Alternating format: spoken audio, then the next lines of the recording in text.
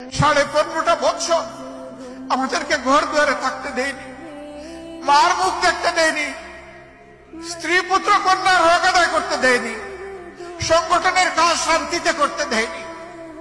আমরা যখন পালিয়ে বেরিয়েছিলাম তখন বুক খুলে আপনারা আলিঙ্গন করে আমাদেরকে আশ্রয় দিয়েছে।